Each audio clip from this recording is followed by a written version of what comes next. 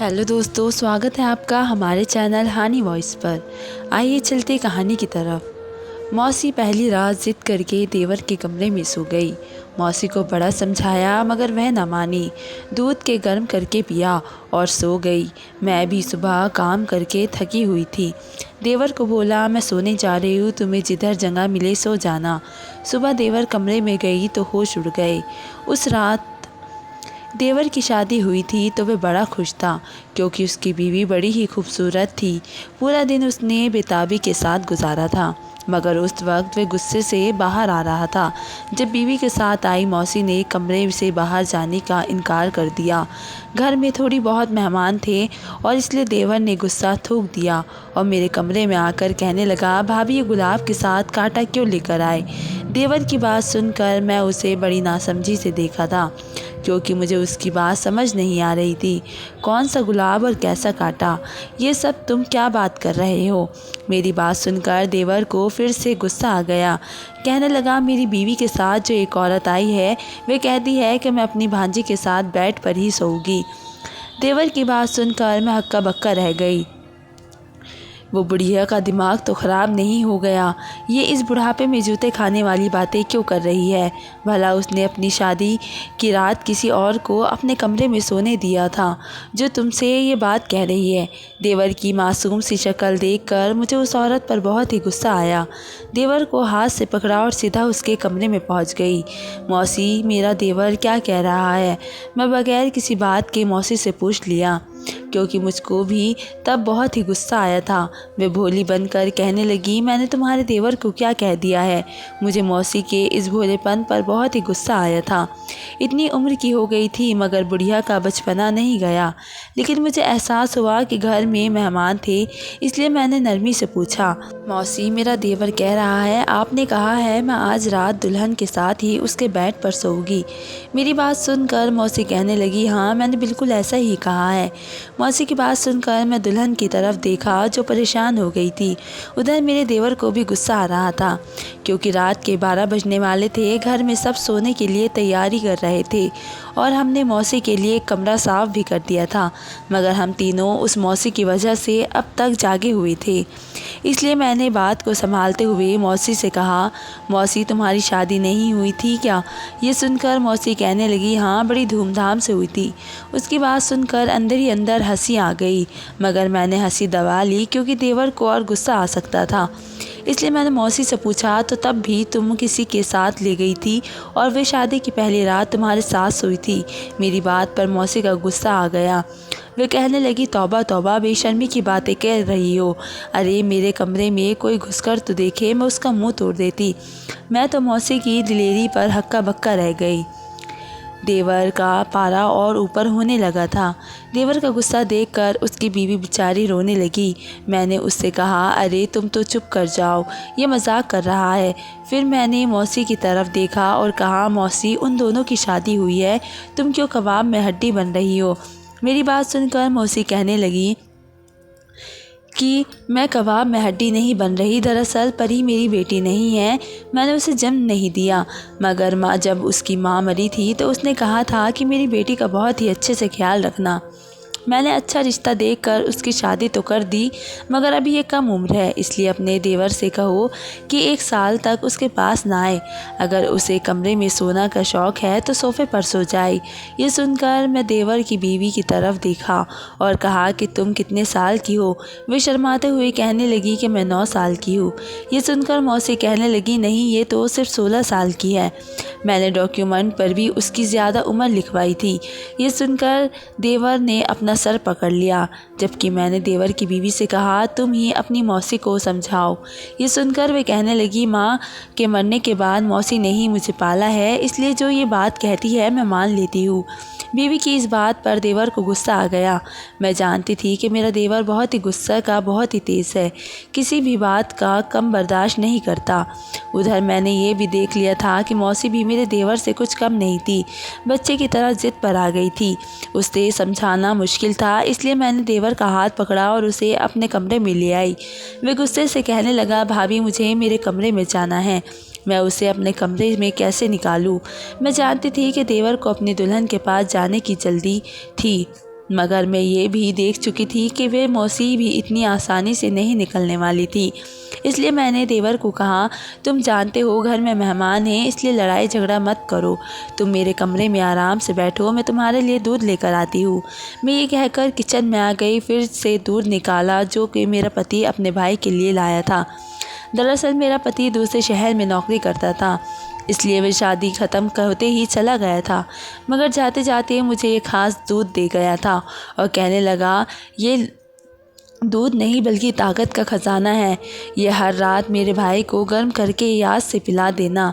और मैं पति की बात को मानते हुए वही दूध गर्म किया और उसे लेकर देकर के वापस ले आई। चलो शाबाश, गुस्सा थूक दो और जल्दी से ये दूध पी लो। ये तुम्हारा भाई खास तुम्हारे लिए शहर से लाए हैं। ये बात सुनकर देवर कहने लगा, अरे भाभी, इस दूध में ऐसी क्या खास बात है। मैं ये बातें सुनकर सामने कहने की शर्माई तो देवर के कान से मैं बता दिया कि इस दूध में ऐसी क्या खास बात थी। ये सुनकर देवर हंसने लगा और कहने लगा, मौसी कमरे से निकलेगी तभी तो ताकत आजमाने का वक्त आएगा। मैंने देखा देवर को फिर से गुस्सा आने लगा था, इसलिए मैंने उससे कहा, आज की रात तुम मौसी को वहीं सोने दो, कल वे अपने घर चली जाएगी। देवर ये सुनकर कहने लगा, लेकिन भाभी, सारे घर में मेहमान हैं, मैं कहाँ सोऊंगा। ये सुनकर मैंने फ़ौरन उससे कह दिया कि तुम आज की रात मेरे कमरे में सो जाओ। और देवर ने वो रात मेरे कमरे में गुजार दी और सुबह होते ही देवर अपने दोस्तों के साथ चला गया। शादी ख़त्म हो चुकी थी, इसलिए आहिस्ता आहिस्ता मेहमान जाने लगे। यहाँ तक कि शाम हुई तो वो घर में सिर्फ मौसी ही रह गई। मैं दुल्हन के कमरे में आई तो मैंने मौसी से पूछा कि मौसी, घर में और कोई मर्द नहीं है, केवल देवर तो है। मैं उससे कहूँगी कि वह आपको छोड़ आएगा। मेरी बात सुनकर मौसी उछल पड़ी और गुस्से से कहने लगी, अरे बेटा, रात को तुमको समझाया तो था कि मैं कहीं नहीं जा रही, मैं अपनी बेटी के पास ही रहूँगी। ये सुनकर मेरे होश उड़ गए और मेरा दिल भी किया कि मैं अपना सर दीवार पर देकर मार दूँ। देवर को कल तो समझा लिया था, मगर आज क्या करूँगी, यही सोच कर मैं परेशान हो रही थी। सास ससुर नहीं थे, वरना वही इस सब मसले को हल कर लेते। पति भी शहर से बाहर थे, उसे भी बात बात पर परेशान नहीं करना चाहती थी। मगर रात होते ही देवर घर खुशी खुशी आया। मैं किचन में खड़ी थी, देवर पास आया तो कहने लगा, भाभी, आज तो किचन से बड़ी मज़े की खुशबू आ रही है। वे मेरे करीब आकर खुशबू सूंघने लगा। खुशबू मुझे भी लाजवाब आ रही थी। मैंने अपने देवर से कहा, अरे दूर हटो पास से, चेहरा ख़राब हो जाएगा। मैंने उसे धक्का दिया तो वो हंसने लगा। वो ऐसा ही था, जब मूड अच्छा होता था तो ऐसा लगता था जैसे उसे कभी गुस्सा ही नहीं आएगा, मगर जब गुस्सा आता तो किसी को भी नहीं छोड़ता था। मैंने उसको एक बार गली के पास लड़कों से लड़ते भी देखा था। देवर ने अपनी लाठी से मार मार कर सबको भगा दिया था, इसलिए मैं उसको ठंडा करने की कोशिश कर रही थी कि कहीं ये मौसी की वजह से कोई तमाशा न खड़ा कर दे। आज तुम्हारा मनपसंद खाना बनाया है। शुक्रिया भाभी, ये कहकर वह खुश हो गया और कहने लगा, भाभी तुम कितनी अच्छी हो, आज मुझे बहुत ही भूख लगी थी। मैंने उसकी खुशी देखी तो उससे कहा, बैठो मैं खाना लगा देती हूँ। और ये सुनकर वह कहने लगा, अरे नहीं, आज तो मैं खाना अपनी बीवी के साथ ही खाऊंगा। और हाँ, आज मुझे ख़ास दूध पिलाने के बाद मुझे मेरी बीवी के पास भेज देना, आज मुझे उसकी बहुत ही ज़रूरत पड़ने वाली थी। ये कहकर उसने अपनी आंखें दबाई और फ़ौरन बाहर की तरफ भागा। अरे रुको तो सही, मैं उसे पीछे से पुकारती रही, मगर उसने मेरी कोई बात नहीं सुनी थी। मैं जानती थी अब क्या होने वाला था। मैंने कितनी मोहब्बत और मेहनत से खाना बनाया था। मैंने सोचा था कि देवर आएगा तो उसे किचन में ही खाना खिला दूँगी, क्योंकि वह बेचारा तो सुबह से भूखा था। खाना खाने के बाद मैं उसे बताऊँगी, मौसी आज की रात भी नहीं जा रही। मगर वह इतना खुश था कि मेरी बात ही नहीं सुनी। मैं सर पकड़ कर बैठ गई थी। तभी मुझे देवर के चिल्लाने की आवाज़ आई कि भाभी भाभी इधर आओ। देवर मुझे पुकार रहा था। मैंने गैस बंद किया और बाहर आ गई। मैंने देखा देवर और मौसी फिर से आमने सामने थे और लड़ाई शुरू हो चुकी थी। मुझे देखते ही देवर कहने लगा, भाभी मुझे अपनी बीवी की मौसी के यहाँ रहने पर कोई एतराज़ नहीं है। ये चाहे तो सारी ज़िंदगी हमारे साथ रह सकती है। हमें खाने पीने की कमी नहीं है, मगर उनसे कह दो कि ये अलग कमरे में सोए और हम दोनों पति पत्नी को अपने कमरे में अकेला छोड़ दें। देवर की ये बात सुनते ही मैं उसे बड़े गौर से देख रही थी और मौसी से कहा, अच्छा मौसी, बच्चों की तरह जिद छोड़ दे। आप कब तक बेटी के साथ चिपकी रहेगी? किसी न किसी दिन तो आपने उसे अकेला छोड़ना ही है। मैं मौसी को समझाने की कोशिश की और क्योंकि मैं जानती थी देवर उस वक्त बहुत ही प्यार से कह रहा था, मगर जब उसका मूड ख़राब हुआ तो वह बहुत ही तमीज़ भूल जाएगा। मगर मौसी ना जाने किस मिट्टी की बनी हुई थी।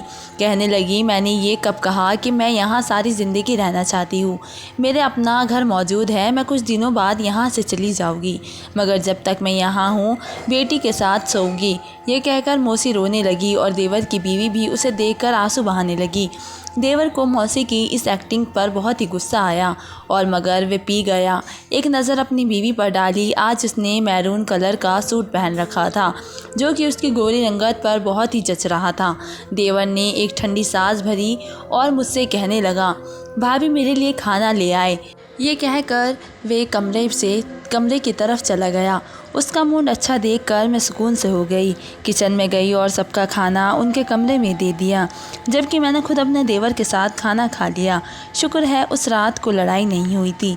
मैं किचन में बर्तन धो रही थी तो देवर के लिए दूध लेकर कमरे में आ गई। मुझसे दूध रहते हुए देवर कहने लगा, भाभी मुझे मौसी से ज़्यादा अपनी बीवी पर शक होने लगा है। वह हर वक्त अपनी माँ से चिपकी रहती है। कहीं ऐसा तो नहीं कि वो ही मुझे अपने कमरे में नहीं आने दे रही है और मौसी को आगे कर देती है। देवर की ये बात सुनकर मैं चौंक गई। मेरा देवर इस बारे में बहुत ही गलत सोच रहा था। ये देखकर मैं डर गई, क्योंकि पति पत्नी का रिश्ता बहुत ही नाजुक होता है, ज़रा सी गलती से टूट जाता है। इसलिए मैंने देवर को समझाते हुए कहा कि परी बहुत ही अच्छी लड़की है, लेकिन तुम उसके किरदार पर शक मत करो, बस अपनी मौसी से डरती है। तुम जल्दी से दूध पीकर सो जाओ। मेरी बात सुनकर देवर कहने लगा, भाभी रोज़ रोज़ दूध पिलाई जा रही हो, इतनी सारी ताकत का मैं क्या करूँगा ना। अगर मौसी सो गई तो हो मेरी बीवी का चुपके से अपने कमरे में ले आओ। देवर का ये प्लान सुनकर मैं चौंक गई। अरे ना बाबा ना, तुम्हारी बीवी मेरे कमरे में आ गई तो मैं कहाँ सोऊंगी। मेरी बात सुनकर देवर कहने लगा, भाभी तुम्हारा पति घर पर नहीं है, तुम मौसी के साथ सो जाना। ये सुनकर मुझे हंसी आ गई और मैंने कहा, चुप करके सो जाओ। देवर बेचारे ने बुरा सा मुँह बनाया और कहने लगा, अच्छा भाभी सुबह मौसी को किसी काम में फंसा देना ताकि मैं अपनी बीवी से कुछ बात कर सकूं। प्लीज़ भाभी मेरे लिए तो इतना कर तो सकती हो। देवर ने मिन्नत भरे अंदाज में कहा तो मैं राज़ी हो गई। सुबह मेरी देर से आँख खुली थी। मैं किचन में गई तो मौसी अपने लिए चाय बना रही थी। मुझे यही मौका अच्छा लगा, इसलिए मैं बिना आहट के उल्टे कदम वापस अपने कमरे में आ गई और देवर को धीरे से जगा कर कहा, तुम्हारी बीवी कमरे में अकेली है। देवर ये सुनकर फ़ौरन उठा और उसने मौसी की तरफ देखा तो वे किचन की तरफ इशारा किया। वे एकदम खुश हो गया और कहा, भाभी प्लीज़ इसे 1 घंटे तक किचन में उलझाए रखो, मैं आपकी देवरानी से 2-2 हाथ करके आता हूँ। ये कहकर देवर अपने कमरे की तरफ भागा। मैं फ़ौरन किचन में आ गई ताकि मौसी को कमरे में जाने से रोक दूँ, मगर मौसी मुझे देखते ही कहने लगी, मेहमान बेचारे खुद ही चाय बना रहे हैं और घरवाले अब जाग रहे हैं। मौसी की बात सुनकर मेरा दिल किया कि उनसे कह दूँ कि खुद को मेहमान समझती हो तो यहाँ से जाती क्यों नहीं, मगर ये सब उनसे ना कह पाई क्योंकि उनका मूड ख़राब ना हो जाए। इसलिए मैंने मौसी से ये कहा, मौसी यहाँ बैठो, कभी मेरे साथ भी बात कर लिया करो, सारा दिन अपनी बेटी में घुसी रहती हो। मगर मौसी कहने लगी, नहीं भाई, मुझे तो बातें करने का इतना शौक़ नहीं है, मैं यहाँ पर चाय बनाने आई थी, सर दर्द में था, अब मैं जा रही हूँ, तुम्हारा घर है, अब तुम हो संभालो। ये सुनकर मैं उन्हें रोकने की बहुत कोशिश की मगर वे चली गई। उसके जाते ही मैंने अपना सर पकड़ लिया क्योंकि देवर इतने शौक़ से अपने कमरे में गया था, मगर मौसी कबाब में हड्डी बनकर फिर से पहुँच गई। उसके जाते ही मैं नाश्ता बनाने लगी, तभी देवर किचन में आया और कहने लगा, भाभी अगर आज मौसी घर से ना गई तो मैं बता रहा हूँ, भाभी आप बीच में मत पड़ना वरना आपकी भी सहमत आ जाएगी। देवर अपने इतने गुस्से में लग रहा था कि मैं काँप गई। पता नहीं ये मौसी मुसीबत की जड़ कब जाएगी। देवर की शादी की थी, सोचा था कि शादी के बाद देवर का गुस्सा ठंडा हो जाएगा, मगर यहाँ तो मसला उल्टा ही पड़ गया था। मैं उन दोनों को नाश्ता लेकर कमरे में आई तो वे दोनों माँ बेटी किसी से बातें कर रही थी। किसी बात पर बहुत ही हंस रही थी। न जाने क्यों मेरा दिल किया मौसी का गला ही दबा दूं। पता नहीं कैसी माँ है बेटी है। माँ बेटी का घर बसाने की बजाय उजाड़ने पर तुली हुई है। मजाल है वह अपनी बेटी से 1 मिनट के लिए भी दूर हुई हो। मैं मेज़ पर चाय रखी तो मौसी कहने लगी, अरे बेटा चाय ले आई हो तो मुझे ये ही बिस्तर पर दे दो। मैं कमरे से जाने वाली ही थी कि मौसी ने मुझे हुक्म जारी कर दिया। मुझे गुस्सा तो बहुत ही आया। एक तो हमारे घर पर कब्जा जमा कर बैठी थी और ऊपर से मुझे अपनी नौकरानी समझ लिया था। बिस्तर पर बैठकर हुक्म चला रही थी। मैं जल्दी से चाय का कप डाला और तभी मुझे एक ख्याल आया जिसे सोचकर मैं खुश हो गई। मैं मौसी को चाय देने गई तो जानबूझकर उसके कपड़ों पर गरम गरम चाय थोड़ी सी गिरा दी। ये देखकर मौसी जल्दी से उठ खड़ी हुई और बाथरूम की तरफ भागी। मैंने अच्छा मौका देखा तो फ़ौरन देवर की बीवी के पास जा पहुंची और उससे पूछा, सुबह तुम्हारा पति कमरे में आया था, तुम दोनों के बीच क्या क्या हुआ है? मैं उसकी तरफ देखकर मुस्कुराई तो वह आंखें फाड़ फाड़ कर देखने लगी जैसे मैंने उससे बहुत ही गलत बात पूछ ली हो। वे कहने लगी, भाभी जब वो कमरे में आए थे तो मैं बाथरूम में थी। जब तक मैं वॉशरूम से निकली तब तक मौसी आ चुकी थी। हमारे बीच में कुछ भी नहीं हुआ। उसकी बात सुनकर मैं समझ गई देवर इतने गुस्से में क्यों था। मुझे उस पर गुस्सा आने लगा। मैंने उससे कहा, तुम्हें ज़रा भी एहसास नहीं है तुमने जिसके साथ शादी की है उसका हक अदा करने की बजाय अपनी मौसी के साथ रह रही हो। ये सुनकर वह रोने लगी और कहा, भाभी मेरा क्या कसूर है? वे मेरी मौसी है मगर मुझे माँ बना कर पाला है। उन्होंने अब कैसे उन्हें कह दूँ कि अब मेरी शादी हो गई है, आप मेरे घर से निकल जाए। उनका रोना देखकर मैं नरम पड़ गई। उस बेचारी का भी क्या कसूर नहीं था। मौसी ही सारे फसाद की जड़ थी। उसका ही खात्मा करना पड़ेगा। मौसी अभी बाथरूम से नहीं निकली थी इसलिए मैंने देवर की बीवी से कहा, तुम्हारा पति गुस्से का बहुत ही तेज़ है। आज तुम्हारी मौसी को जान से मारने की धमकी दे गया है, इसलिए तुम मौसी को बचाना चाहती हो तो मेरी बात मान लो। मेरी बात सुनकर वे परेशान हो गई और कहा, कौन सी बात? मैंने उनसे कहा, मैं तुम्हें रात को नींद की गोली दे दूंगी, तुम वो रात को मौसी को घोल कर पिला देना, वे सो जाएगी और तुम दोनों मेरे कमरे में सो जाना। उस वक्त मौसी बाथरूम से निकल आई इसलिए मैं उसका जवाब नहीं जानती थी, मगर मैंने सोचा कि अभी रात में बहुत ही वक्त है, उसे सोने देती हूँ, फिर आराम से पूछ लूँगी। मगर उसके बाद मौसी 1 मिनट के लिए भी उसके पास से नहीं हटी और यूँ शाम हो गई। मुझे पता था देवर अभी घर आता ही होगा, इसलिए मुझे उसके आने से पहले मौसी का बंदोबस्त करना होगा। मैं खाना बना लिया था इसलिए मैंने चुपके से एक प्लेट में पेट खराब करने वाली गोली डाल दी थी और खाना लेकर कमरे में आ गई। मुझे देखकर मौसी कहने लगी कि शुक्र है तुम जल्दी खाना ले आई, मुझे बहुत ही भूख लगी थी। मैंने जानबूझकर मौसी के सामने वही प्लेट रखी और वहीं बैठी रही ताकि उस प्लेट को वो बदल ना सके, मगर उन दोनों माँ बेटी को मेरे प्लान का पता नहीं चला और मैं बर्तन लेकर किचन में आ गई।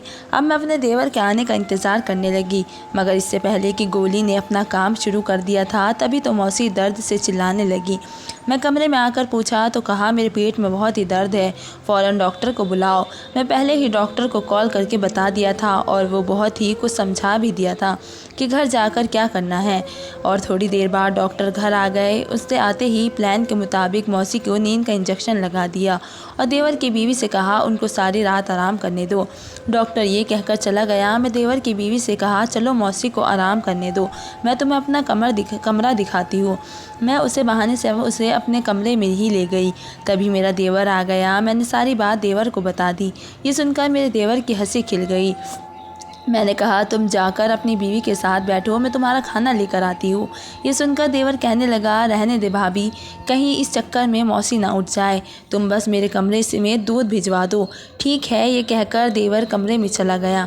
मैं उस रात मौसी के साथ बेड पर सो गई थी, जबकि देवर और उसकी बीवी को अपना कमरा दे दिया और उन दोनों को दूध पिलाकर सुला दिया।